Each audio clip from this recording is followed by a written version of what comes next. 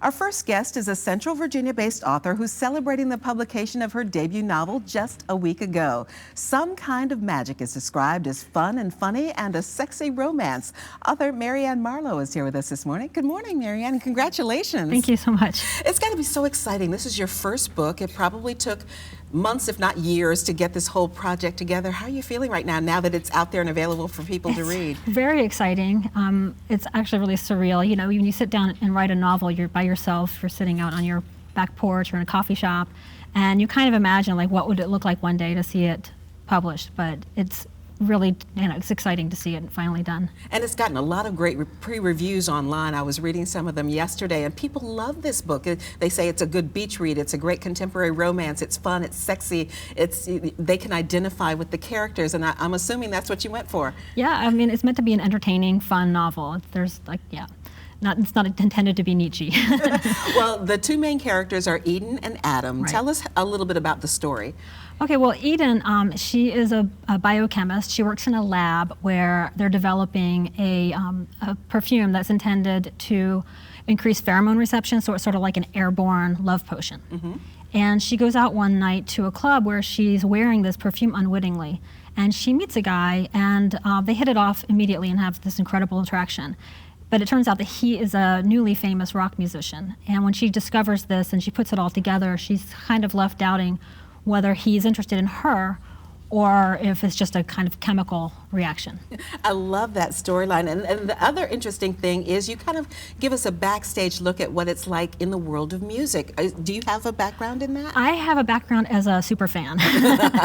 So I've spent a lot of time in clubs and following musicians and supporting musicians and in online fan forums. And so all of that sort of is second nature to me. So like most girls, you probably had a crush on a rock star somewhere along the way. Is that where the idea kind of came from? Yeah, I mean, it's easy for me to go with music. I kind of wanted to put somebody into the male position who had sort of a differential in terms of his star power, so that she would be left feeling that there was a discrepancy between their power. But what she doesn't realize is that the rock star, he's new to this fame and this wealth, and he kind of feels that all that is sort of ephemeral, and it's sort of a magic, if you will, that attracts people for the wrong reasons as well.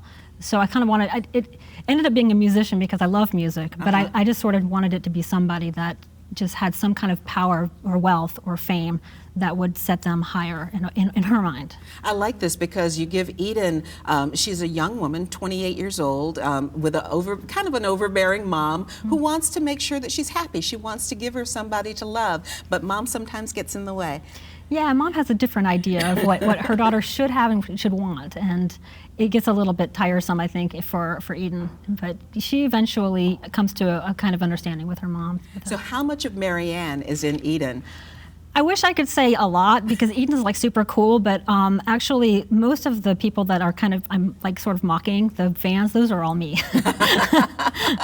I love that. And Eden's brother is also a musician, and that kind of leads us to your second book. Right. The second book is going to be based on her brother, Micah, and he has a relationship with a girl who works as a paparazzi.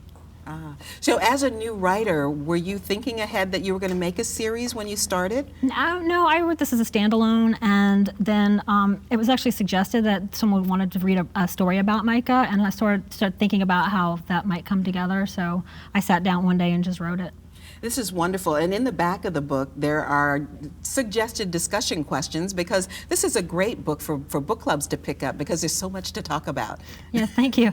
Yeah, I mean, there's some ethical questions, there's some philosophical questions, definitely. I mean, the ethics of what do you do if you're in a situation like this where you know you might be able to sort of have a chemical advantage over somebody. Mm-hmm. But then there's also the philosophical question of what does it even mean to feel an attraction or to feel love for somebody? And also, kind of, where do you draw the line between how much you put forth into trying to attract somebody before it becomes an unethical question? We all do different things to try to make ourselves more attractive, but then there's this point where it becomes an ethical question. Right, because we want that love reaction, but Right. sometimes it just doesn't work. So if we can chemically help it, I mean, well, love, you know, the idea of love potions goes back a long a time. long way, way back to like Tristan and Isolde. Exactly. Yeah. So Right. if we can use it, maybe we want And there's to. a reason why the genie says you can't wish for someone to love you back. That is so true. Well, Marianne Marlowe, it's a wonderful book, a wonderful read, and we wish you the best of luck. Thank you so much. Come back when the second book I is would done. love to. Thanks for having Okay, me. you're welcome. And debut novelist Marianne Marlowe will host a meet and greet and book signing this Sunday at 2 at Fountain Bookstore on Cary Street in Shockoe Slip. Thanks, Marianne, and we wish you the best of luck with everything. Appreciate it. You're very welcome.